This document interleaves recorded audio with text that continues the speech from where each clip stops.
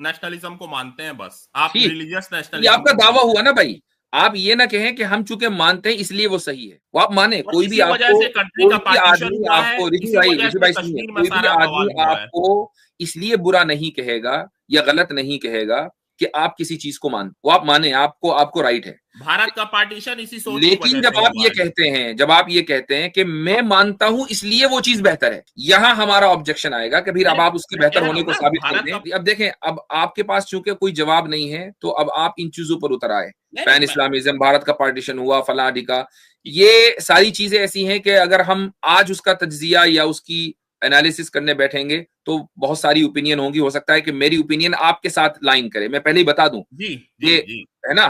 हो सकता है उसूली गुफ्तगू करें, यानी प्रिंसिपल्स और थॉट्स के ऊपर बात करें, फिलोसफीज के ऊपर बात करें, पर्टिकुलर हाँ एग्जांपल न दें उसके ऊपर। अमेरिका और नाइजीरिया और पाकिस्तान में ये हो गया था और इंडिया में। इंडिया पाकिस्तान करने से क्या फायदा होगा? ये जो पैन आइडियोलॉजी पे नहीं कर इस्लामिज्म, रहे ना आप, पैन फौरी तौर पर इस्लामिज्म, जो है इंडिया पाकिस्तान पर आ जाते हैं। पैन जैसे इस्लामिज्म जैसे जीरो सोच गोदी है। मीडिया के एंकरों का 1 मिनट पाकिस्तान के जिक्र के बगैर पूरा नहीं हो सकता। ऐसा लगता है कि आप भी उन्हीं से मुतासिर हैं। नहीं तो मैंने कह दिया ना कि पैन इस्लामिज्म आता ही आता है आपकी सोच में, उसके बिना आप चल ही नहीं सकते हैं, बिना पैन इस्लामिज्म के। तो आप, हम ये भी इसके जवाब में हम कह सकते हैं कि कॉन्स्टिट्यूशनलिज्म आपकी सोच में आता ही आता है, उसके बगैर आप चल नहीं सकते। 100% आता तो है। बस बात खत्म हो गई। फिर आप हमें पूरा क्या है वो कह रहे हैं।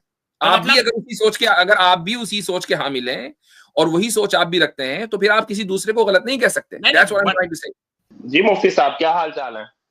हाँ जी बिल्कुल ठीक, आप सुनाएं। जी मैं ठीक हूँ। आपकी अच्छी रही ट्रिप न्यूजीलैंड और उन सब देशों की?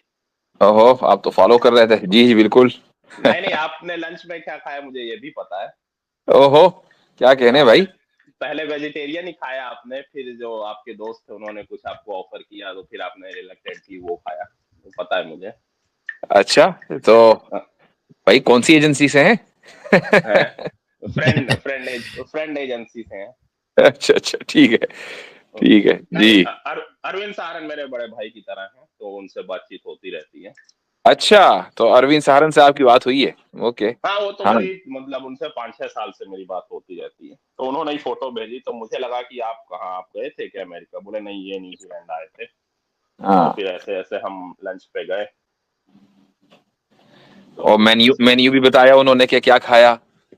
नहीं हाँ मैंने पूछा कि क्या क्या खाया, तो उन्होंने फिर बताया कि मुफ्ती साहब तो वेजिटेरियन ही खा रहे थे, बट फिर मैंने बोला कि नहीं, लैम्ब और फिश भी खा लीजिए, तो फिर हाँ, तो हमें जहाँ खाना पसंद आए वहां वही खाते हैं। ऐसा नहीं कि हम वेजिटेरियन हैं। हमें उस जगह वेजिटेरियन अच्छा लग रहा था तो हमने कहा चलो वेजिटेरियन खाएंगे यहाँ। तो चलिए अच्छा है, कई महीनों के बाद आपसे बात हो रही है। जी। तो लास्ट टाइम जो हमारी बात हुई थी, अभी याद नहीं है कि क्या हुई थी, लेकिन उसी को कंटिन्यू रखते हैं। तो आपने कहा था जजिये के मुतालिक कि जजिया मतलब उससे जो है मतलब तस्दील होती है, मतलब तस्दील के लिए किया जाता है। तस्दीक के लिए? तजलील के लिए नहीं, मैंने तो नहीं कहा था तजलील के लिए किया जाता है। मतलब ह्यूमिलिएट। नहीं, मैंने तो नहीं कहा था। मैंने तो उसको कहा था कि इसके लिए नहीं किया जाता है। नहीं जब हमारी उस पर चर्चा हुई थी, जो उनके मकतूबात थे, हाँ शेखर हिंदी के, उस पर जो हमारी चर्चा हुई थी, उसमें आपने कहा था कि जो अगर आप टैक्स नहीं देंगे तो आपकी तस्दील होगी। हाँ। तो जजिया मतलब जो है, तो इस हाँ। मतलब सही है कि तस्दील के लिए दिया जाता है। तो क्या हम ज़कात के लिए भी सेम कह सकते हैं? नहीं, ज़कात के लिए ऐसा नहीं है। मुफ्ती साहब एक मिनट, ये आपके हूं को ये ले रहे हैं कि आप ये कह रहे हैं कि जिजिया जो है वो तजलील के लिए दिया जाता है, ये अभी यही कंक्लूड कर रहे हैं? और वो इबारत आपकी गलत थी भाई, वो इबारत निकलवा के सही की थी मुफ्ती साहब ने, मैं भी था स्ट्रीम में। नहीं, मैं थोड़ी देर के लिए मान लेता हूँ कि वो इबारत सही थी। थोड़ी देर के लिए मान लेता हूँ कि आपने इबारत सही कोट की थी। पॉइंट ये है कि जिजिये का मकसद तजलील नहीं है। ठीक है। हाँ, और ज़कात का मकसद भी तजलील नहीं है। जिजिया एक टैक्स है और ज़कात एक इबादत है। हाँ, इतना जरूर है, ज़कात टैक्स नहीं है। ये इतना जरूर याद रखिएगा कि दुनिया में जहां पर भी टैक्स लॉ है वहां इंसान सब्जुगेटेड है, तभी वो टैक्स देगा। आप, हाँ, मसलन आप जरा यूएस में चूंकि रहते हैं तो 2-3 साल टैक्स न दें, तो क्या होगा, आपके पास IRS से लेटर आ जाएगा कि आपकी आखिरी तारीख इतनी है, अगर टैक्स नहीं देंगे तो हम आपकी प्रॉपर्टी को लिक्विडेट कर देंगे, जो भी आपके एसेट्स हैं, और वहां से अपना टैक्स निकाल लेंगे। अब आप चाहे होमलेस बन जाएं, आप सड़क पर आ जाएं, खाना आपके मुंह से लुकमा छीन लिया जाए, डजंट मैटर, आप सब्जुगेटेड हैं। टैक्स का मतलब यही होता है। ये जो सागिरून है ना, आइन यदि वहुम सागिरून, कुरान में आया है कि वो जिजिया दें सागिरून होकर। सागिरून का मतलब ही ये सब्जुगेट होना। तो वो दुनिया के हर टैक्स में ऐसा ही है, हर तरह के टैक्स है, पर ज़कात टैक्स नहीं है। ज़कात टैक्स नहीं है।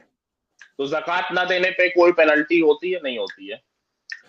ज़कात न देने पे जहन्नम मिलती है भाई, इससे बढ़कर और क्या पेनल्टी है? मतलब दुनियावी कोई पेनल्टी नहीं है उसके लिए, राइट? दुनियावी पेनल्टी इस तरह है, मैं बता देता हूं, वो भी है।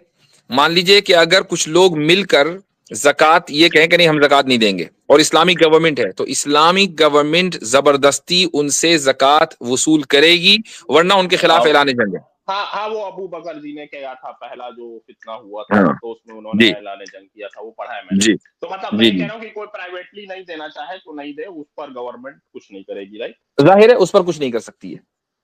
अच्छा, ओके, तो हाँ, तो ये तो डिफरेंशिएशन हो गया ना फिर जजिया और ज़कात के। भाई वो नॉन इस्लामिक, भाई ऋषि भाई, वो नॉन इस्लामिक कंट्री में प्राइवेटली नहीं देना चाहे तो नहीं दे। इस्लामिक स्टेट में तो स्टेट ही जाएगी आपसे ज़कात वसूल करने के लिए, प्राइवेटली आप देंगे कहाँ इस्लामिक स्टेट में? नहीं मतलब नहीं, उसमें भी नहीं, ऐसा नहीं है, ऐसा नहीं है। होल्ड ऑन, उसमें भी ऐसा होता है। देखें कि अगर आप मान लीजिए, ज़कात दो तरह की होती है, दो तरह के वेल्थ है, एसेट्स हैं। एक है लाइव स्टॉक, और दूसरी वेल्थ है आपका सोना चांदी और रुपए पैसे। लाइव स्टॉक के ऊपर हुकूमत आपसे वो ज़कात वसूल करेगी, आप नहीं देंगे तो आपसे वो ज़कात जबरदस्ती ली जाएगी। नहीं, आप अब रेजिस्ट करेंगे तो जेल में डाल दिया जाएगा। एक है पर्सनल वेल्थ, सोना चांदी और आपके रुपए पैसे, उसमें गवर्नमेंट दखल नहीं देगी, वो आप ज़कात खुद दें, नहीं देंगे तो आप जिम्मेदार हैं। एक बात। दूसरी बात, मुसलमान को टैक्स भी देना है। ऐसा नहीं कि मुसलमान टैक्स नहीं देगा, और वो नहीं देगा और रेजिस्ट करेगा तो उसके ऊपर वही पेनल्टीज आएंगी जो एक गैर मुस्लिम के ऊपर आएंगी। हाँ, तो फिर दोनों ही लीगली इन्फोर्सेबल हो गए ना, जजिया भी और ज़कात भी। हाँ, लेकिन ज़कात में जो सोना चांदी और रुपए पैसे हैं, उसमें गवर्नमेंट का दखल नहीं है, बट लाइव स्टॉक में है। लाइव स्टॉक में है, और पर जजिया में दोनों में है, राइट? सोना चांदी में भी और लाइव स्टॉक में भी। जिजिया सोना चांदी लाइव स्टॉक पर नहीं होता है। जिजिया सिर्फ आपके जिजिया होता है कि आप चूंकि यहाँ रह रहे हैं, तो आपको वो डिपेंड करता है कि कितनी गवर्नमेंट कितना सेट करती है, लेकिन वो इतना सेट करेगी कि किसी आदमी के ऊपर बर्डन ना हो। मसलन 1 दिरहम 2 दिरहम वो आपको देने हैं, ठीक है? दिरहम जो है वो सोने का है। तो अब आप देखें कि 200 दिरहम अगर एक मुसलमान के पास है तो ज़कात वाजिब होती है, 200 दिरहम। लेकिन उसको देने कितने हैं? 2.5%, यानी 200 दिरहम में से 5 दिरहम उसको ज़कात के देने हैं हर साल। एक जिजिया कितना है? जिजिया 1 दिरहम या 2 दिरहम होता है, तो ज़कात से भी कहीं कम है वो। जी, ओके, तो मतलब दोनों लगभग कंपेरेबल है कि मतलब जजिया जो है वो नॉन मुस्लिम को देना है, जिम्मी को, और ज़कात मुस्लिम को देना है, एंड दोनों ही लीगली इन्फोर्सेबल है। हाँ, तो वो समझा जा सकता है क्योंकि टैक्स तो हम लोग भी देते हैं कंट्री के डिफेंस के लिए और सब सोशल वेलफेयर उसके लिए, तो वो तो अंडरस्टूडेबल है। बट जो आपने कहा था कि वो मतलब ह्यूमिलिएट के लिए, तो सही कहा है उन्होंने, तो उस पर मैं क्लैरिफिकेशन। इन्होंने कहा नहीं, होल्ड ऑन। ह्यूमिलिएशन और सब्जुगेशन में आप फर्क नहीं समझते हैं? नहीं समझता हूं, बट मैं तो बस मतलब ये समझना चाह नहीं रहे हैं।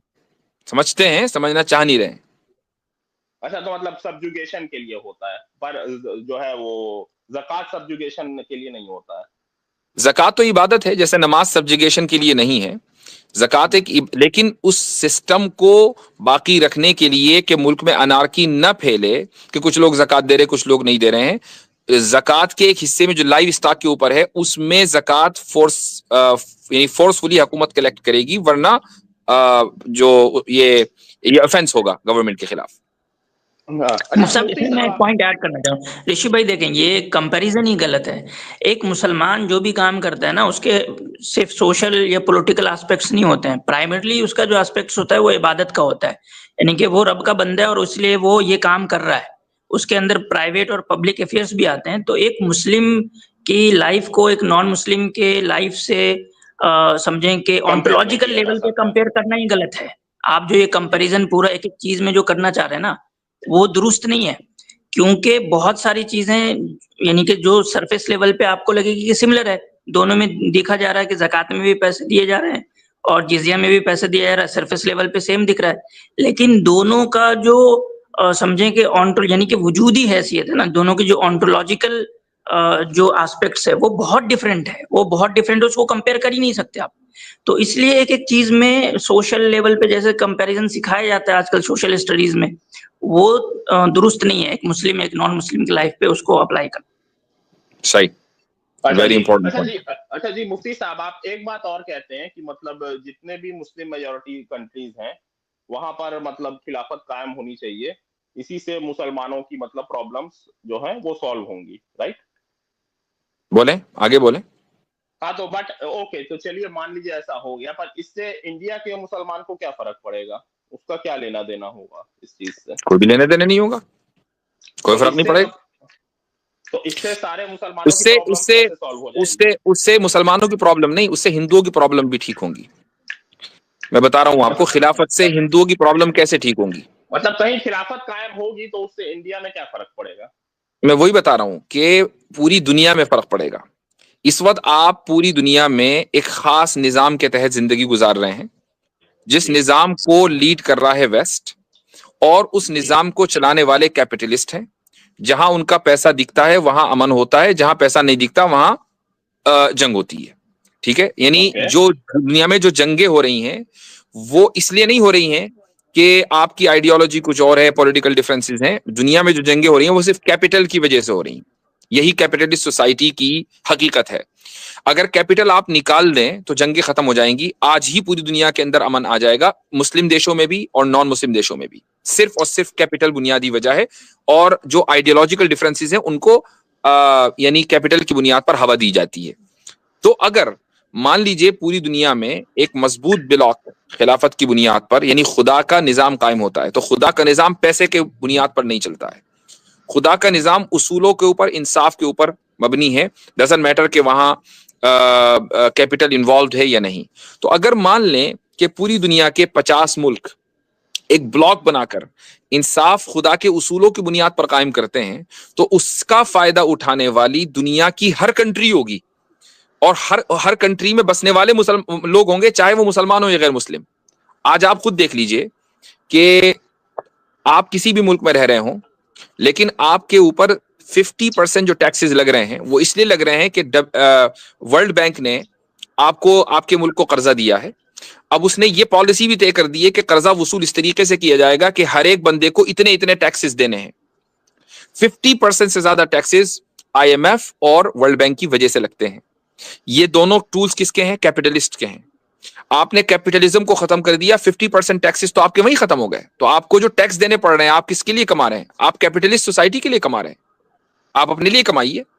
ये है फर्क।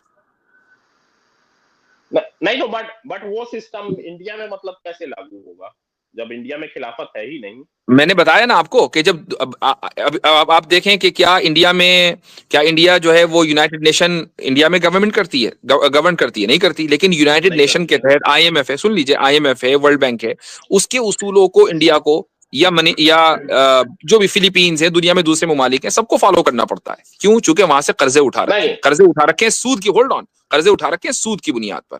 जब आप एक सूदी इदारे से ट्रिलियंस ऑफ डॉलर्स कर्जे उठाएंगे तो उसकी पॉलिसी आपको माननी पड़ेगी। अगर खिलाफत आती है तो वो सूदी इदारा ही नहीं रहेगा, वो खत्म। ओके, तो आप ये कह रहे हैं कि जितनी भी गवर्नमेंट्स हैं सब ये IMF और वर्ल्ड बैंक के कंट्रोल पे चलती हैं, right? Of course. Any doubt? कोई डाउट है? तो मतलब ये नहीं, एक मिनट, इस ताल्लुक से होल्ड ऑन, इसका जवाब, कोई डाउट है? मतलब ये थोड़ा सा आपका एक फार फेच्ड क्लेम है कि मतलब नहीं नहीं नहीं नहीं नहीं नहीं, आप ये बताएं कि IMF और वर्ल्ड बैंक दुनिया को कंट्रोल कर रहे हैं नहीं कर रहे हैं आपके एतबार से? जी मतलब आप जैसे कह रहे हैं वैसा कोई आप बताइए अपने एतबार से, आप क्या मानते हैं, कर रहे हैं कि नहीं कर रहे हैं? जी गवर्नमेंट्स अपनी पॉलिसीज खुद तय करती हैं। जी नहीं, IMF और वर्ल्ड बैंक की बुनियाद पर पॉलिसीज तय होती हैं, डिपेंड करता है कि आपका कर्जा कितना है, डिपेंड करता है आपका कर्जा कितना है। कर्जा नहीं है तो आप इंडिपेंडेंट है, आजाद हैं, कर्जा है तो आप आजाद नहीं है। अगर आपको यह भी नहीं पता है तो आपको दुनिया में कुछ नहीं पता है। तो मतलब इस हिसाब से जो आप कह रहे हैं तो अफगानिस्तान पे तो सबसे कम कर्जा है, राइट? इसीलिए देखो IMF कर्जा लेकर खड़ा हुआ, नहीं ले रहे हैं वो। हाँ, तो अफगानिस्तान पे तो सबसे कम कर्जा है पूरे वर्ल्ड में। ऋषि साहब, मैं आपसे सवाल पूछता हूँ एक, आपको अगर ये समझ नहीं आ रही बात, मैं आपसे पूछता हूँ। एक लिबरल सेकुलर स्टेट जो है वो अपने आप को मेजोरिटी के साथ एक फासिस्ट स्टेट में तब्दील होना चाहे, तो क्या ये जो वर्ल्ड ऑर्डर है जिसके तहत आप कह रहे हैं कि इंडिपेंडेंट है ना, अब ये कह रहे हैं कि ममालिक जो है कंट्रीज इंडिपेंडेंट है, तो एक लिबरल सेकुलर स्टेट अगर मेजोरिटी के साथ, नहीं कुछ ना करें आप, अभी आप कह रहे थे कि एकदम पूरा इंडिपेंडेंट है कंट्रीज, ठीक है, तो एक लिबरल सेकुलर स्टेट जो है वो मेजोरिटी के साथ फासिस्ट स्टेट में तब्दील होना चाहे, तो क्या UN जो है वो उसकी इजाजत देता है? देखिए कुछ मतलब इंडिपेंडेंस नहीं आप देखिए नहीं, मुझे हाँ या ना में आप जवाब दे दीजिए ना। अगर वो इंडिपेंडेंट है तो वो कर ले भाई, वो जो है वो फासिस्ट स्टेट में तब्दील हो जाए, वो लिबरल सेकुलर स्टेट से फासिस्ट स्टेट में तब्दील हो जाए, वो क्या दिक्कत है फिर? अगर मसलन पाकिस्तान जैसा मुल्क है वो कुछ कम इंडिपेंडेंट, कोई भी XYZ ले लें आप, पाकिस्तान, इंडिया, अफगानिस्तान, बांग्लादेश में आपको ज्यादा दिलचस्पी है और कॉन्सेप्ट में आपको ज्यादा दिलचस्पी नहीं है मुझे लग रहा है। आप XYZ कोई भी एक मुल्क ले लें जो एक लिबरल सेकुलर मुल्क है, एक मान लीजिए एक कंट्री है जो लिबरल। ऋषि भाई ये भी एक दलील है इस बात की कि एक इंसान अपने IQ लेवल को बढ़ाना नहीं चाह रहा है, चूंकि वो 2-4 मुल्कों के अंदर अपने आप को महदूद किए हुए है कि बस मैं इसी मुल्क की बात करूंगा। आप कॉन्सेप्ट के ऊपर बात करें, छोड़ दीजिए पाकिस्तान। मैं पाकिस्तान का ना, पाकिस्तान के नए स्ट्रीम में अक्सर लोग बैठे हुए, मेरे ख्याल से बसारत भाई को छोड़कर सब इंडियन ही है, ठीक है। हम लोग पाकिस्तान, अफगानिस्तान, इंडिया, बांग्लादेश की होल्ड ऑन हम इस तरह की डिविजन्स के ऊपर में अपने आप को तकसीम नहीं करते हैं। असल बात क्या है, कॉन्सेप्ट के ऊपर बात करें। बंदा कहीं का भी हो सकता है। अब मैं और आप बात कर रहे हैं, मैं मुसलमान हूं, आप मुसलमान नहीं हैं, कॉन्सेप्ट के ऊपर बात हो रही है ना, उस पर बात कीजिए। आप तो नेशन स्टेट को मानते ही नहीं है, तो फिर आप जो है पाकिस्तान को अपना मुल्क मतलब ये कह रहे हैं कि हम पाकिस्तान के नहीं है, तो पाकिस्तान के वजूद को तो मानना पड़ेगा ना, या उसके वजूद को भी मानने से इनकार कर दें? नहीं, वो तो कंट्रोवर्शियल हो जाएगा। तो मैं वही बात कर रहा हूं, आपको असल में हमारी बातें समझ में भी नहीं आती हैं। थोड़ा सा बुरा मत मानिएगा, IQ लेवल को डेवलप करने की जरूरत है। वो इसलिए कि जब हम नेशन स्टेट के खिलाफ ये कहते हैं कि ये नजरिया गलत है, तो हम कॉन्सेप्ट की बात कर रहे हैं। हम कौन सा कुछ मुल्कों के खिलाफ जंगे छेड़ रहे हैं? आपको क्या लगता है? नहीं, तो भाई ऑब्वियसली बात है कि हम एक मुल्क से दूसरे मुल्क जाएंगे, वीजा लेकर जाएंगे। वीजा लेकर जाने का मतलब यह है कि हम उस एक मुल्क का पासपोर्ट हमारे पास है। इसका मतलब यह है कि हम नेशन स्टेट के वजूद को मान रहे हैं। हम इस कॉन्सेप्ट को अच्छा नहीं समझते। That's the point. हम एक नजरिए पर बात करते हैं, आप नजरिए पर बात नहीं करना चाहते। अब आप जवाब दीजिए आसिम भाई के सवाल का। एक लिबरल कंट्री है, वो फाशिस्ट बनना चाहती है और मेजोरिटी ओपिनियन से यूनाइटेड नेशन उसको अलाउ करेगा या नहीं करेगा? जी, कई कंट्रीज ऐसा हुआ है। ईरान में जो रेवोल्यूशन हुआ था वो क्या जी था? तो यूनाइटेड नेशन ने तो फौरन वहां पर रेड कारपेट बिछा दिया था। और एकदम ईरान पे कितने सैंक्शंस लगे हैं ऋषि भाई? नहीं कहा आसिम भाई, एक भी सैंक्शन नहीं लगा। ईरानी तो मजे कर रहे हैं भाई, कहाँ सैंक्शन लगे? नहीं, कोई सैंक्शन नहीं लगा ऋषि भाई, कोई सैंक्शन नहीं लगा। यूनाइटेड नेशन ने एकदम उसको कबूल कर लिया और कहा कि रेड कारपेट आपके लिए, ये लो गार्लैंड। और मुफ्ती साहब, इसमें ये भी है कि भाई ईरान ने अपने आप को फासिस्ट कंट्री कहा, वो तो एक डेमोक्रेटिक कंट्री है, रिपब्लिक है वो तो। जी भाई ऋषि साहब, उसका जो ऑफिशियल स्टेटस है वो तो रिपब्लिक का है। ईरान ने क्या कहा कि हम एज अ फासिस्ट कंट्री जो है आपसे UN में अप्लाई किया उन्होंने, एज अ रिपब्लिक कंट्री वो वहां बैठी है। नॉर्थ कोरिया भी खुद को डेमोक्रेटिक रिपब्लिक कहता है, तो पता है आपको नॉर्थ कोरिया यूएन का पार्ट नहीं है, आपको ये भी नहीं इल्म है? फिर नॉर्थ कोरिया को साइड किया हुआ है पूरी दुनिया ने, यूएन ने भी साइड कर रखा है। यूएन का पार्ट नहीं है North Korea, are you sure? आप चेक करिए एक दफा, नॉर्थ कोरिया यूएन का पार्ट नहीं है। हाँ आप चेक करिए एक दफा, आपको बेसिक जनरल नॉलेज देना पड़ेगा लग रहा है मुझे। एक मिनट, तो आप ये क्लेम कर रहे हैं कि वो पार्ट नहीं है यूएन का? चेक कर लेते हैं ना। Yes, north Korea is a member of the United nation है उसका। हाँ उसका पार्ट है जी हाँ, लेकिन उसके ऊपर बहरहाल सैंक्शंस हैं। The UN Security Council has passed several resolutions on North Korea, including Resolution 825, urged North Korea to remain a party to the NPT and honor its non-proliferation obligations. ठीक है, तो ये जो है खैर एक अलग डिबेट हो गई है। वो नॉर्थ कोरिया वो उसको फिर कब मिला है ये सब कुछ देखना होगा। यूएसएसआर के बाद जो है उसको शामिल किया गया 1991 में, 1991 में डिबेट रही है, ठीक है ना। तो नॉर्थ कोरिया को मतलब पार्ट बना के भी उसको अछूत बनाया हुआ है पूरी दुनिया ने, सिर्फ इस वजह से कि वो लिबरल फ्रेमवर्क में, लिबरल सेकुलर फ्रेमवर्क में जो है वो फिट नहीं बैठता, तो उसको अछूत बनाया हुआ आपने पूरा। बिल्कुल, ये कहना चाहिए कि नॉर्थ कोरिया एक अछूत मुल्क है लिबरल सेक्युलर स्टेट्स के मुकाबले में। तो ऐसा क्यों है? क्योंकि उसका पॉलिटिकल सिस्टम वो अलग पेश करता है, जो कि मतलब तो अगर कोई पॉलिटिकल सिस्टम अलग रखे तो वो अछूत होना चाहिए? जी मेरे ख्याल से तो नहीं होना चाहिए। तो फिर कोई तो चले, आपने हमारी इस बात की तस्दीक कर दी है कि दुनिया ऋषि भाई, ना मैं चला रहा ना आप चला रहे हैं, दुनिया चला रहे हैं कैपिटलिस्ट, और वो कैपिटलिस्ट के जो लिबरल निजाम को, चाहे वो कैपिटलिज्म हो या लिबरल पॉलिटिक्स हो, उसको फेवर करते हैं, वो दुनिया चला रहे हैं। राइट? ये मान लिया या नहीं माना? जी ऑफ कोर्स।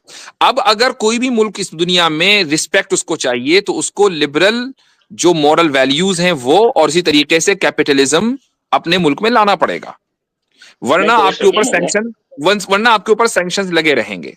इसमें कोई शक ही नहीं है कि लिबरल वर्ल्ड ऑर्डर को जो भी अपोज करेगा वो तो ठीक है, तो बस अब बात हो गई खत्म। तो इसका मतलब ये हुआ कि अगर मान लीजिए एक ब्लॉक 50 मुल्कों का बनता है कि जहां इस्लामी उसूलों की बुनियाद पर वो ब्लॉक पूरी दुनिया में मसलन अपना पैगाम लेकर जाते हैं, तो बहुत सारे ऐसे मुल्क होंगे जो उस ब्लॉक के साथ फ्रेंडशिप कायम करेंगे और इस लिबरल ऑर्डर के जुल्म से निजात मिलेगी, न सिर्फ उन मुल्कों को बल्कि उस मुल्क में बसने वाले हर इंसान को। ये फायदा है। कुछ मुल्क करें, बट कुछ मुल्क जो है वो उसको अपोज भी करेंगे। जो मुल्क अपोज करेंगे तो दुनिया के अंदर एकदम बाइपोलर सिस्टम कायम हो जाएगा, यानी दो पोल्स होंगे। अभी क्या है, एक सुपर पावर है, आप उसके साथ हो या उसके खिलाफ हो। जब आप दुनिया में दो सुपर पावर्स होंगी तो जरा जो निजाम है वो मेंटेन होकर रहेगा ना। अभी तो मेंटेन नहीं है, अभी तो जिसकी लाठी उसकी भैंस वाला मामला है। हमारी बात इस पर पहले भी हो चुकी है। मेरा ऐसा कोई अपोजिशन जो मतलब मेरा जो है वो इस्लामिक सिस्टम पर है, इस्लाम एज ए रिलीजन पर नहीं है। क्योंकि इस्लामिक सिस्टम अगर लागू हो जाता है, एक तो पहली बात ये लागू होना नहीं है। क्यों? क्योंकि आपको लगता है कि 50 मुस्लिम कंट्री एक साथ हो जाएंगे, सवाल ही नहीं उठता। इवन सऊदी अरब और यूएई एक ना होंगे, जिनकी एक लैंग्वेज है अरब, जिनका एक मतलब वही वहाबी इस्लाम। ठीक है, हमने मान लिया कि एट दिस सुनिए दोबारा हम कंट्रीज में चले गए कि वो ऐसा है। हम किसी मुल्क के बारे में बात नहीं करते कि फला ऐसा, हम कॉन्सेप्ट के ऊपर बात कर रहे हैं। एक थॉट प्रोसेस मैं आपके दे रहा हूं कि अगर ऐसा हो गया तो, आपने भी तो थॉट प्रोसेस हमें दिया ना, अगर खिलाफत आ गई तो आप ही ने तो थॉट प्रोसेस दिया। तो थॉट प्रोसेस के ऊपर बात हो रही है कि अगर निजाम आ गया तो उसके ये फायदे हैं।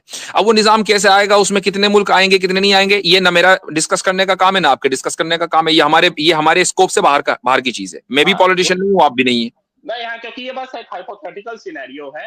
क्योंकि अगर ऐसा ही होता तो ईरान इराक की जंग ना होती, पाकिस्तान फिर दोबारा पर्टिकुलर इश्यूज के ऊपर आ गए। कॉन्सेप्ट के ऊपर बात करें, आप कॉन्सेप्ट के ऊपर टिकना नहीं जानते हैं। कॉन्सेप्ट के ऊपर टिके कि अगर ये थॉट प्रोसेस आपने दिया है कि खिलाफत आ गई, तो आपने पूछा कि इंडियन मुस्लिम का क्या फायदा होगा। मैं कहता हूं कि इंडियन मुस्लिम का नहीं, इंडियन हिंदू का भी फायदा होगा, इंडियन जैनी सिख क्रिश्चियन और दुनिया के हर बाशिंदे का फायदा होगा। That's what I'm trying to say. इससे जो है वर्ल्ड का इकोनॉमिक सिस्टम जो है वो बदल जाएगा। राइट? बिल्कुल बदलेगा। आप अगर अमेरिका में रहते हैं तो आप जरा सा 4-8 महीने बैंक का जो सूद आपने उठाया हुआ है वो ना देकर देखें तो देखें फोरक्लोजर के ऊपर आपकी प्रॉपर्टी कैसे निकलती है, आपके घर से छत कैसे उड़ती है।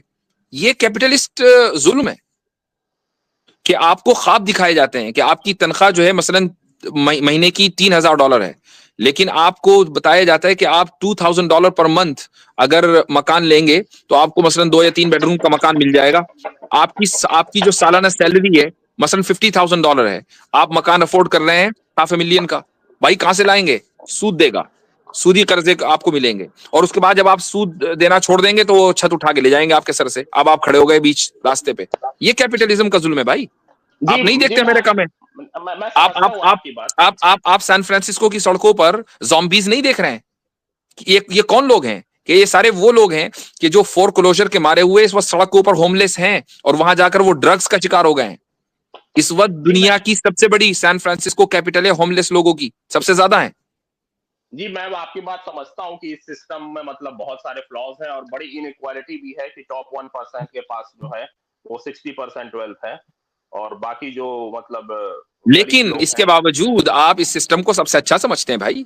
आप ये कहते हैं कि सिस्टम को सलाम, क्योंकि जो भी कुछ है मतलब इस सिस्टम में जो है बहुत सारी अच्छी बातें भी हैं। बहुत सारी अच्छी बातें तो भाई तवाइफ के कोठे पर और शराब खाने में भी मिल जाएंगी। और कोई सिस्टम है नहीं इसके मुकाबले जो कि टिक सके और जो कि अच्छा हो। दैट इज द प्रॉब्लम कि आप दूसरे सिस्टम को गुज़िश्ता 100-200 साल से चूंकि प्रैक्टिकली जज नहीं किया गया, उसको टेस्ट नहीं किया गया, तो आपने सोचा कोई दूसरा टिक नहीं सकता। इसको बोलते हैं कि आप अपने प्रेजेंट में ही जीना चाहते हैं, आप अपने पास से बिल्कुल डिस्कनेक्ट हो चुके हैं। प्रेजेंट जो है ना, आप उसको रियल समझिएगा, भाई यही है बस हकीकत, जो मैं देख रहा हूं वही हकीकत है, उसके अलावा ना मुझे दाएं देखना ना बाएं देखना है।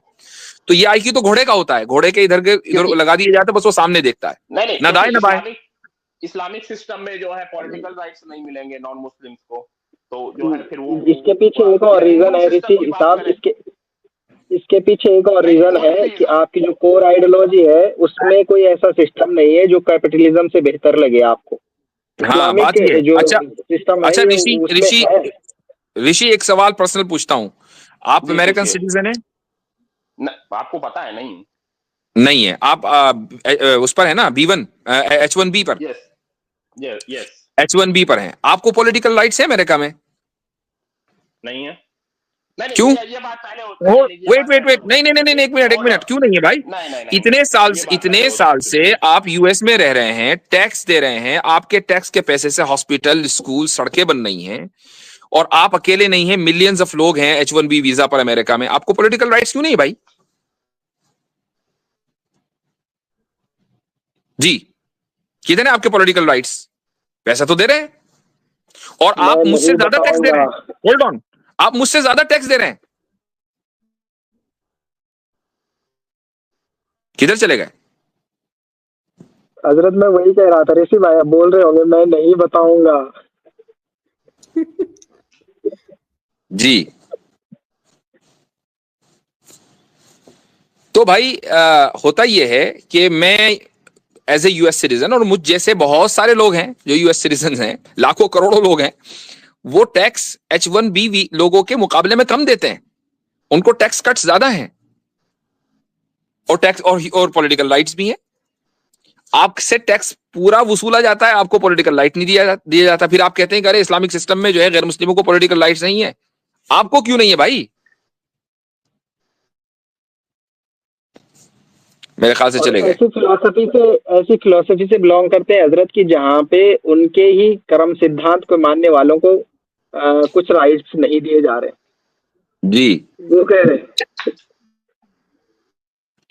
आवाज नहीं आ रही भाई। ऋषि अगर है, हाँ, कौन आया है भाई? अब ऋषि साहब आए। ऋषि जी भाई, आपसे भी तो बात हुई थी। जी मुफ्ती साहब, क्या हाल है? हाँ बिल्कुल ठीक। तो वो उस दिन आप चले गए थे, तो मैं आपसे पूछ रहा था कि आप अमेरिका में रहते हैं H1B वीजा पर, आपको कितने पॉलिटिकल राइट्स हैं? टैक्स तो आप मेरे से ज्यादा देते हैं परसेंटेज के एतबार से कह रहा हूं, तो पॉलिटिकल राइट्स आपके कितने हैं? जी, पॉलिटिकल राइट्स नहीं है। क्यों नहीं है? आपको तो सिटीजन नहीं हूं। यानी एक मुल्क में आप टैक्स दे रहे हैं और अभी आप लाइन में लगे होंगे ग्रीन कार्ड के, पता नहीं आपको 20 साल में भी मिलेगा कि नहीं, ठीक है, ये तो आप मानते हैं।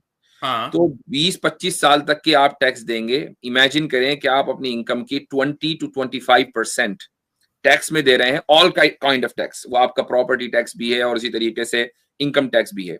तो $100 पर $25 गवर्नमेंट ले गई और आपको राइट के नाम पर दिया ठेंगा।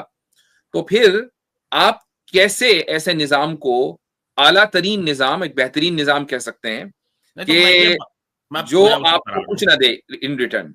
मैं उसी पर आ रहा हूँ, ले सब कुछ। इसमें देखिए सबसे बड़ा फ्लॉ ये है आप लोगों की थिंकिंग में कि जो पड़ोस में रहने वाला हिंदू वो हमारे बराबर नहीं है, पर एक नाइजीरिया में रहने वाला मुसलमान वो हमारे बराबर है। नहीं, ये एक इमोशनल बात हो गई, ये सबसे बड़ी एक इमोशनल बात हो गई है खाली। नहीं, ये सही डजंट मैटर। आप असल ये बताएं कि नहीं सुने, आप ये बताएं, चूंकि बात हो रही थी जिजिया पर, और अब मुझे वो वाली वीडियो और ये वाली वीडियो काट के एक साथ लगानी पड़ेगी, क्योंकि आधे लोगों को क्या 90% लोगों को समझ में नहीं आ रहा होगा। तो मैं थोड़ा सा ये भी बता दूं कि बैकग्राउंड बोल सकते हैं। हाँ, ऋषि साहब से मेरी बात हो रही थी 2-3 दिन पहले, और इन्होंने इस्लामी निजाम हुकूमत के ताल्लुक से और जो इस वक्त लिबरल निजाम हुकूमत है उसके ताल्लुक से बात की, और उन्होंने कहा था कि इस्लामी निजाम अगर दुनिया में राइज हुआ तो उससे गैर मुस्लिमों को, खुसूसन इंडिया में गैर मुस्लिमों को या और भी दूसरे ममालिक में क्या फायदा होगा।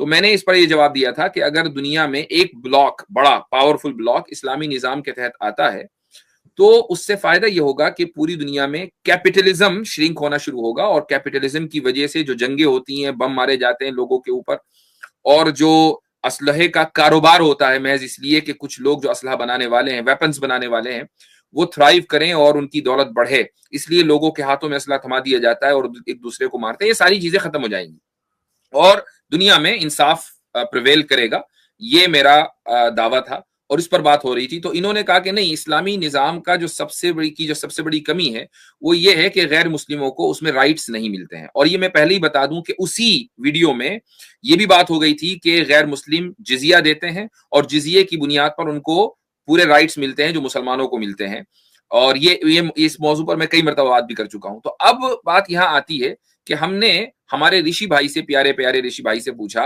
कि भाई आप अमेरिका में रहते हैं H1B वीजा पर, H1B वीजा का मतलब है ये यहाँ वर्क वीजा पर रहते हैं और यहाँ पर टैक्स देते हैं, उसी तरह टैक्स देते हैं जैसा कि एक आम शहरी देता है, बल्कि उससे ज्यादा टैक्स देते हैं, आम शहरी से ज्यादा नहीं देते, यानी मुझसे ज्यादा ये टैक्स देते हैं। अमाउंट में नहीं कह रहा हूं, मुझे पता नहीं, लेकिन परसेंटेज में जरूर देते हैं। मुझे जितना टैक्स कट मिलेगा इनको नहीं मिलेगा, तो इनको कोई राइट नहीं है। तो भाई राइट तो आपको भी नहीं है ना, तो फिर आप उस पॉलिटिकल निजाम को कैसे जस्टिफाई कर सकते हैं? जी अब आप बात आगे करें। देखिए, मैंने पहले ही कहा है कि इधर पर टेरिटोरियल और कॉन्स्टिट्यूशनल नेशनलिज्म है, आप क्या रिलीजियस नेशनलिज्म है, आप क्या पड़ोस में रहने वाला हिंदू, इससे क्या फर्क पड़ता है? बराबर नहीं है आपके उसमें। महज इसलिए कि कोई चीज रिलीजियस है, क्या वो इसलिए बुरी है? आप कैसे कह सकते हैं कि जो है ये आपका इमोशनल आर्ग्यूमेंट हुआ ना। मैं ये पूछ रहा हूँ कि महज इसलिए कि कोई चीज रिलीजियस है, महज इसलिए वो बुरी होगी? ये क्या बात हुई? बस ये मैंने कह दिया ना कि पड़ोस में रहने वाला हिंदू बराबर, मैंने कह दिया इसलिए सही है, ये क्या बात में रहने वाला हिंदू बराबर मुसलमान? भाई मैं आपसे ये कह रहा हूँ कि किसी चीज का रिलीजियस होना बुरा होना होता है, ये दोनों इक्वल है। मैंने आपको कह दिया है कि चले मैं भी मुफ्ती साहब इनसे एक बात कहूंगा, जैसे ये अभी एक डिस्टेंस का हवाला दे रहे हैं ना, तो फिर मैं ये सेम एतराज कर सकता हूँ कि जो एक नेशनलिज्म में मानता है, फॉर एग्जांपल इंडिया के हम एग्जांपल ले लेते हैं, तो आपको बहुत से बॉर्डर्स मिल जाएंगे। मिसाल के तौर पर चाइना के जो बॉर्डर है वहां पर 2 विलेजेस होते हैं, वो आपस में बिल्कुल नजदीक रहते हैं, उनके बीच में शायद ही कोई बाउंड्री होती है। तो आपके पॉइंट ऑफ व्यू से भी एक बॉर्डर पे जो आपस में चाइनीज और इंडियन जो 1 किलोमीटर कम से डिस्टेंस में आपस में रहते हैं, उस इंडियन के लिए एक चेन्नई में रहने वाला इंडियन ज्यादा जो है वो इम्पोर्टेंट है बनिस्बत उसके जो उसके नेक्स्ट डोर रहता है। जी, हम टेरिटोरियल नेशनलिज्म को मानते हैं, बस आप रिलीजियस नेशनलिज्म। ये आपका दावा हुआ ना भाई, आप ये ना कहें कि हम चूंकि मानते हैं इसलिए वो सही है, वो आप माने। कोई भी आपको इसलिए बुरा नहीं कहेगा या गलत नहीं कहेगा कि आप किसी चीज को मानते हैं, वो आप माने, आपको राइट है। भारत का पार्टीशन इसी सोच। लेकिन जब आप ये कहते हैं कि मैं मानता हूं इसलिए वो चीज बेहतर है, यहाँ हमारा ऑब्जेक्शन आएगा कि फिर अब आप उसके बेहतर होने को साबित कर दें। मैंने आपको आप ही की एग्जांपल दे दी और आप उसको डिफेंड नहीं कर पा रहे। पैन इस्लामिज्म, इसी वजह से भारत का पार्टीशन हुआ। मैंने आपको आपकी एग्जांपल दे दी। अब देखें, अब आपके पास चूंकि कोई जवाब नहीं है तो अब आप इन चीजों पर उतर आए। पैन इस्लामिज्म, भारत का पार्टीशन हुआ, फला ढिका, ये सारी चीजें ऐसी हैं कि अगर हम आज उसका तज्जिया या उसकी एनालिसिस करने बैठेंगे तो बहुत सारी ओपिनियन होंगी। हो सकता है कि मेरी ओपिनियन आपके साथ लाइन करे, मैं पहले ही बता दूं, जी, है ना, हो सकता है। लेकिन आप सरहद के पार दूसरे लोगों से बात करेंगे तो उनकी ओपिनियन कुछ और होगी। इसलिए जो पास्ट में हो गया उससे कोई फर्क पड़ने वाला नहीं है या उस पर बहस करने से कोई फायदा नहीं है। असल ये कि आज के दौर में या आगे चलकर फ्यूचर में क्या निजाम बेहतर है। मैं इसीलिए उस दिन में मैंने आपसे बोला था कि आप इस बात के आदि अपने आप को बनाएं कि उसूली गुफ्तगू करें, यानी प्रिंसिपल्स और थॉट्स के ऊपर बात करें, फिलोसफीज के ऊपर बात करें। पर्टिकुलर एग्जांपल न दें, अमेरिका और नाइजीरिया और पाकिस्तान में ये हो गया था और इंडिया पाकिस्तान करने से क्या फायदा होगा? कोई फायदा नहीं। तो मैं आपकी आइडियोलॉजी पर ही बात कर रहा था। आइडियोलॉजी पर नहीं कर रहे ना आप, पूरी तौर पर जो है इंडिया पाकिस्तान पर आ जाते हैं। जैसे गोदी मीडिया के एंकरों का 1 मिनट पाकिस्तान के जिक्र के बगैर पूरा नहीं हो सकता। ऐसा लगता है कि आप भी उन्हीं से मुतासिर हैं। नहीं, मैं पैन इस्लामिज्म के उसमें बोल रहा था, मुझे कोई लेना देना नहीं है गोदी मीडिया से। ठीक है, चले इसी को ले लिया। पैन इस्लामिज्म जो है यानी पूरी दुनिया में जहां जहां मुस्लिम, चूंकि आपका जो क्वेश्चन था वो मुस्लिम ममालिक के ताल्लुक से था, गैर मुस्लिम ममालिक के ताल्लुक से नहीं था। मुस्लिम ममालिक का एक ब्लॉक हो और एक उनका निजाम हुकूमत हो, आप इसको इसलिए रिजेक्ट करते हैं कि ये मजहब के नाम पर है, राइट? नहीं, तो इससे तो मतलब उम्मत में तो इंडिया के मुसलमान भी आते हैं ना, कि नहीं आते हैं? नहीं, वो आते जरूर हैं, लेकिन वो सिटीजन नहीं होंगे ना जब तक कि हिजरत करके वहां मूव नहीं होंगे। कोई भी इंडिया का हो या वो लीबिया का, उसका फिलीपीन का, डजंट मैटर, वो जब तक के उनकी टेरिटोरी में नहीं जाएगा उनको कोई राइट्स नहीं मिलेंगे जो इस्लामी हुकूमत में मिलते हैं। सीधी बात है। हाँ, तो फिर ये बात ही बेमानी है हम लोग जो कर रहे हैं, क्योंकि हम लोग को तो ये तो आपने शुरू की है ना। हम बात कर रहे हैं, हम इसीलिए आइडियोलॉजी पर बात कर रहे हैं। मैं इसीलिए इंडिया, फिलीपीन और ऑस्ट्रेलिया के मुसलमानों की बात नहीं करता हूं, मैं करता हूं आइडियोलॉजिकल, कि क्या चीज बेहतर है, क्या चीज बेहतर नहीं है। सिर्फ निजाम की बात हो रही है यहां। न मैं और न आप किसी भी निजाम के खिलाफ खड़े हुए नहीं है, यानी एक्टिवली कोई ना तो मैं कर सकता ना आप कर सकते। हम सिर्फ बात कर सकते हैं और लोगों में अवेयरनेस पैदा कर सकते हैं। हम लोगों को ये बताना चाहते हैं कि आपको जो बेवकूफ बनाया गया गुज़िश्ता 100-150 साल से कॉलोनियलिज्म के बाद, और ये बताया गया कि आपके पास सिर्फ एक ही पॉलिटिकल निजाम है कि जिस निजाम के तहत आप थ्राइव कर सकते हैं, और होता है क्या है कि उस निजाम से में रहने वालों के जरिए टैक्स लेकर कैपिटलिस्ट का पेट भरा जाता है। गुज़िश्ता 100-150 साल से ये हो रहा है। पहले इंपीरियलिस्ट और इसी तरीके से जो कॉलोनियलिस्ट थे वो करते थे, आज पोस्ट कॉलोनियलिस्ट ये काम कर रहे हैं। तो हम सिर्फ उसके ताल्लुक से अवेयरनेस पैदा करते हैं कि नहीं, दुनिया में एक निजाम ऐसा भी है जो आपको कहीं ज्यादा इंसाफ और अदल दे सकता है। That's all. मुझे बोलने देंगे? नहीं, मैं इससे इख्तलाफ करूंगा, क्योंकि ऐसा नहीं है कि हमारे पास यही निजाम था। हमारे पास आजादी थी किसी भी निजाम को अपनाने के लिए, बट हमने विलिंगली जो है और काफी सोच विचार के बाद इस निजाम को अपनाया। ऐसे नहीं है कि किसी ने मजबूरी में हमें दे दिया। हमारे पास आजादी थी। सही बात है, बिल्कुल सही। और हमने कॉन्स्टिट्यूएंट असेंबली में और तमाम लीडरान ने सबने मिलके जो है इस निजाम को अपनाया। ऐसी कोई इख्तिलाफ नहीं है। और आप एक बात और कहते हैं कि एक कोई मुआहिदा हुआ है हिंदू मुसलमानों के बीच, तो ये कॉन्स्टिट्यूशन ऐसा कोई मुआहिदा नहीं है हिंदू मुसलमानों के बीच। मौलाना आजाद कोई मुसलमान लीडर नहीं थे। कॉन्स्टिट्यूशन बाइंडिंग डॉक्यूमेंट नहीं है कोई? नहीं, उसके कुछ जो है बाइंडिंग है, कुछ बाइंडिंग नहीं है। नहीं, जो बाइंडिंग है वो बाइंडिंग क्यों है? क्योंकि वो लॉ है और लोगों ने कबूल किया है उसको। हाँ, मुआहिदा हो गया। इसी को मुआहिदा कहते हैं। मुआहिदे के लिए जरूरी नहीं है कि आप लफ्ज कॉन्ट्रैक्ट का लफ्ज कॉन्स्टिट्यूशन में डालें। उस सेंस में कह रहा था कि कॉन्स्टिट्यूशन एक बाइंडिंग डॉक्यूमेंट है किसी भी नेशन का, अमेरिका का हो, वो फ्रांस का हो, वो इंडिया का हो, वो कहीं का भी हो, वो बाइंडिंग डॉक्यूमेंट होता है बाय डिफॉल्ट। उसमें चाहे कॉन्ट्रैक्ट का लफ्ज ना आए, मुआहिदे का लफ्ज ना आए। अगर आप इतना भी नहीं जानते तो फिर आप इन मौजूआत पर गुफ्तगू करना छोड़ दीजिए। बात सुनेंगे आप?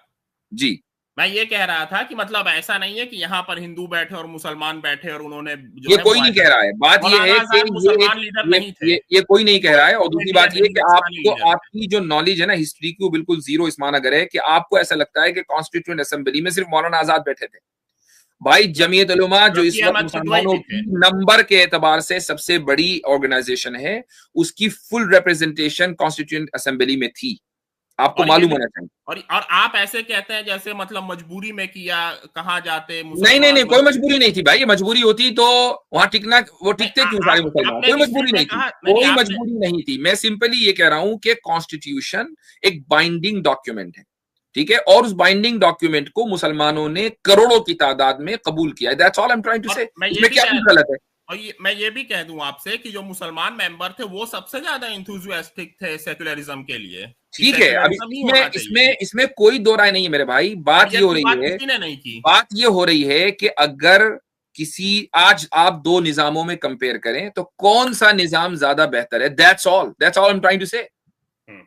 इंडियन कॉन्स्टिट्यूशन, कोई भी आप, मैं सिर्फ कॉन्स्टिट्यूशन की बात करें, सेक्युलर कॉन्स्टिट्यूशन की। मैं इंडिया में मेरे पास इंडिया में वोट देने का राइट नहीं है, मैं इंडियन सिटीजन नहीं हूं, ठीक है। तो मैं अपने आप को किसी एक मुल्क में नहीं बांध के चलता कि भाई चूंकि इंडियन कॉन्स्टिट्यूशन इंडिया का है लिहाजा वो ग्रेट है। ये क्या बात हुई? कॉन्स्टिट्यूशन तो लिबरल है, वो एक सेक्युलर कॉन्स्टिट्यूशन है, वो फ्रेंच एंड अमेरिकन कॉन्स्टिट्यूशन से इंस्पायर्ड है। अंबेडकर ने खुद तो नहीं गढ़ा था ना। जो यूरोपियन, जो अमेरिकन कॉन्स्टिट्यूशन था, फ्रेंच कॉन्स्टिट्यूशन था, उन सबको पढ़कर एक उन्होंने कॉन्स्टिट्यूशन बनाया और लोगों ने उसको इत्तेफाक कर लिया। या उनकी एक जो उसका क्लॉज है वो उनकी जहन की पैदावार नहीं है, वो सारा का सारा यूरोप से ही कॉपी किया हुआ है ना ऑलरेडी। आप भी मानते हैं इस चीज को। तो इसलिए हम जो कॉन्स्टिट्यूशनलिज्म है उस पर बात कर रहे हैं, ना कि इंडियन कॉन्स्टिट्यूशन या अमेरिकन या फ्रेंच कॉन्स्टिट्यूशन। हम कॉन्स्टिट्यूशनलिज्म के ऊपर बात कर रहे हैं। हाँ, और इसीलिए नहीं है वो हमें सही लगा, इसीलिए हमने उसको अडॉप्ट वो ठीक है भाई, वो उससे कोई इख्तिलाफ नहीं है। जो चीज आपको सही लगेगी आप वही करेंगे, लेकिन जब आप ये कहेंगे आप दूसरी चीज को सही नहीं कह सकते तो फिर इख्तिलाफ होगा। हम आपकी इस एक्सट्रीमिज्म को एक्सपोज कर रहे हैं, बात ये है सिर्फ। नहीं तो मैंने कह दिया ना कि पैन इस्लामिज्म आता ही आता है आपकी सोच में, उसके बिना आप चल ही नहीं सकते हैं बिना पैन इस्लामिज्म के। तो हम ये भी इसके जवाब में हम कह सकते हैं कि कॉन्स्टिट्यूशनलिज्म आपकी सोच में आता ही आता है, उसके बगैर आप चल नहीं सकते। 100% आता है। तो बस बात खत्म हो गई। फिर आप हमें पूरा क्या को कह रहे हैं? आप भी अगर उसी सोच के हामिल हैं और वही सोच आप भी रखते हैं तो फिर आप किसी दूसरे को गलत नहीं कह सकते। नहीं तो नहीं बराबर है ना, मतलब आपके नॉन मुस्लिम्स आपके निजाम में। जी। तो वो इसी तरीके से जैसे H1B वाले बराबर नहीं है अमेरिकन कॉन्स्टिट्यूशन। हाँ तो ये बहुत इंपॉर्टेंट क्लिप है, ये रहेगी हमेशा। हाँ, यानी H1B वाले बराबर नहीं है, ये बात मान लेते हैं। हाँ तो ये हमेशा ये क्लिप रहनी चाहिए। आपने ये मान लिया कि H1B वाले अमेरिका में बराबर नहीं है और आपके पास कोई दूसरा ऑप्शन नहीं है। अब रही बात, होल्ड ऑन, ये क्लिप तो रहेगी अब आप, ताकि मैं आगे की बात अपनी मुकम्मल कर दूं। रही बात एक इस्लामी निजाम में गैर मुस्लिमों की, तो मैं एक मर्तबा नहीं, मेरे ख्याल से तो मुझे 1000 मर्तबा तो मैं कह सकता हूं सेफली कि मैंने इस बात को कहा होगा कि रसूलुल्लाह सल्लल्लाहु अलैहि वसल्लम की आखिरी वसीयत क्या थी कि लहुम मा लिल मुस्लिमीन व अलैहिम मा अलल मुस्लिमीन, जिम्मियों के ताल्लुक से कि इनके वही हुकूक है जो मुसलमानों के और वही जिम्मेदारी है जो मुसलमानों की। कहा ये आखिरी वसीयत है भाई, पॉलिटिकल राइट्स तो है नहीं, ये आखिरी, और वो जिम्मेदारी और हुकूक में आता क्या है? पॉलिटिकल राइट्स भी आते हैं, उसमें राइट्स भी आते हैं। और रही बात ये कि पॉलिटिकल राइट्स का मतलब अगर आप ये कहते हैं कि लोगों को प्रोटेस्ट का हक होना चाहिए, इलेक्शन पार्टियां होनी चाहिए, वो तो मुसलमानों को भी नहीं है। वो इस्लामी निजाम में ये सब चीजें होती नहीं है।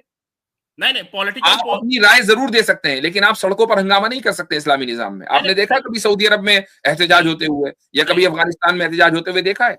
नहीं। और मुफ्ती साहब, by the way, if bye political rights he means representation, तो रिप्रेजेंटेशन भी अलाउड है कि आप रिप्रेजेंटेशन अलग चीज है, रिप्रेजेंटेशन मुकम्मल अलाउड है। असल में क्या है कि जो डेमोक्रेसीज हैं उसमें लोग ये समझते हैं कि हमारा डेमोक्रेटिक राइट ये है कि हम बसों को जला दें, हमारा डेमोक्रेटिक राइट है कि हम वहां धरने दे दें, जंतर मंतर पर बैठे हैं बस महीनों। अच्छा, डेमोक्रेटिक राइट क्या है? व्हाइट हाउस के सामने लोग बैठे हैं महीनों से एक बुढ़िया बैठी हुई है, उसका कोई उसका सुनने वाला नहीं है। भाई ये कैसा डेमोक्रेटिक राइट है जिसका कुछ नतीजा ही नहीं निकलता? और लोग खुश हैं कि हम अपने डेमोक्रेटिक राइट को इस्तेमाल कर रहे हैं, कुछ भी नहीं, गुंजाइश नहीं है आपके यहाँ, राइट? तो अगर आप उसका फायदा बता दें तो हम भी जान लें। प्रोटेस्ट नहीं, अपनी ओपिनियन को सही प्लेटफॉर्म पर देने की गुंजाइश है। प्रोटेस्ट होता है सड़कों पर, लोगों को आजिज करके, पब्लिक प्रॉपर्टी जलाकर, उसकी गुंजाइश, उससे क्या होता है? मुल्क के अंदर अनार्की फैलती है, उसकी कोई गुंजाइश इस्लामी निजाम में नहीं है। हाँ, अपनी राय आप सही प्लेटफॉर्म पर दीजिए। और चूंकि पूरा निजाम कुरान और सुन्नत पर है, इंसाफ और आदल के साथ है, तो ये मुमकिन नहीं है कि आप अपनी राय दें और आपकी राय कुरान और सुन्नत के मुताबिक और उसको रिजेक्ट कर दिया जाए। इसलिए प्रोटेस्ट की कभी जरूरत पड़ती ही नहीं। प्रोटेस्ट की जरूरत पड़ती है जहां निजाम में नक्स हो, जहां निजाम में ऐब हो, जहां निजाम में कमी हो, वहां लोग फिर फ्रस्ट्रेशन का शिकार होते हैं और सड़कें बंद करते हैं और बिल्डिंगें जलाते हैं, बसें जलाते हैं और मरीज अस्पताल तक नहीं पहुंच पाते। ये हशर है डेमोक्रेसीज में। तो आप कह रहे हैं पॉलिटिकल राइट्स हैं नॉन मुस्लिम्स को? पॉलिटिकल, हाँ, तो आप डिफाइन करें कि पॉलिटिकल राइट से क्या मुराद है। पॉलिटिकल राइट से अगर मुराद ये है कि आप अपनी ओपिनियन दें, तो हाँ बिल्कुल बिल्कुल उनको अपनी ओपिनियन देने का हक है। लेकिन अगर पॉलिटिकल राइट का मतलब ये है कि वो सड़कें तोड़ें और बसें जलाएं, वो उसका हक तो मुसलमान को नहीं है। आप भी जान रहे हैं कि मैं क्या बोल रहा हूं, तो आप बताएं पॉलिटिकल राइट से क्या मुराद है। किसी वो पोस्ट पे जा सकते हैं? कौन सी post? Political post. Political post पे जो समझ लीजिए कि इंतजामी है, जिसका ताल्लुक इंतजाम से, बिल्कुल जा सकते हैं। वो हेड ऑफ द स्टेट नहीं बन सकते, क्योंकि head of the state constitution का गार्डियन है। कॉन्स्टिट्यूशन कुरान और सुन्नत है, तो जो आदमी कुरान और सुन्नत को ना माने वो गार्डियन कैसे बन जाएगा? और किसी पॉलिसी मेकिंग पोजीशन पर जा सकते हैं, मसलन बिल्कुल जा सकते हैं, बिल्कुल जा सकते हैं, बिल्कुल जा सकते हैं। पॉलिसी मेकिंग, पॉलिसी उस पे जा सकते हैं, as long as that policy doesn't contradict the Quran and Sunnah. क्योंकि हमारे पास सैकड़ों ऋषि भाई आप जी गो अहेड। मैं ये कह रहा था ऋषि साहब, आप मुफ्ती साहब ने एक बड़ी अच्छी बात की थी। मैं खुद इस चीज से तंग आ गया हूँ। जब भी मैं स्ट्रीम करता हूँ, हमारे हिंदू भाई आते हैं, सवाल करते हैं, आखिर में जो है वो इंडिया पाकिस्तान करके चले जाते हैं। पाकिस्तान की मिसाल देते हैं आप लोग कि इवन दो कि हम पाकिस्तान को इस्लामिक स्टेट नहीं मानते, लेकिन एक मुस्लिम रियासत, एक मेजॉरिटी मुस्लिम कंट्री है। आपने बात करी एट द वेरी बिगिनिंग उम्मत की कि भाई नाइजीरिया का मुसलमान हमसे ज्यादा करीब है और आपका जो मुल्क का हिंदू वासी है वो ज्यादा करीब नहीं है, तो उसके ज्यादा राइट है, तो हमारे राइट नहीं है। एक मिनट ऋषि भाई, आपने गुफ्तगू करी, मुझे गुफ्तगू करने दें। मैं पूछता हूँ, राणा भगवान दास जो चीफ जस्टिस ऑफ पाकिस्तान थे, वो हिंदू था? वो शख्स जिनका इंतकाल हुआ है 2015 में मुतवफ़ी। नाइजीरिया का मुसलमान क्या पाकिस्तान का चीफ जस्टिस बन सकता है? नहीं। क्यों नहीं बन सकता? बात खत्म हो गई भाई। नाइजीरिया पाकिस्तान का फिश हो गया। अब ये तो आपकी आइडियोलॉजी के खिलाफ है ना ये बात, तो यही तो मैं वही भी कह रहा हूं। अब आपको मैंने बता दिया कि पॉलिसी मेकिंग में भी एक गैर मुस्लिम जा सकता है, एज लॉन्ग एज उसकी पॉलिसी या प्रपोज्ड उसकी राय कुरान और सुन्नत, जो कि उस मुल्क का कॉन्स्टिट्यूशन होगा, उसके खिलाफ ना हो। तो फिर आप मौलाना मौदूदी के खिलाफ जा रहे हैं फिर? ओ भाई, अजीब आदमी है। ठीक है, चले। अब होता क्या है कि जब आपका इंजन फेल हो जाता है या गाड़ी का पेट्रोल खत्म हो जाता है, फिर आपकी गाड़ी रुक जाती है, इधर उधर होने लगती है। तो चलें, अब आज की गुफ्तगू खत्म हुई। ऋषि भाई अब इजाजत लेंगे आपसे।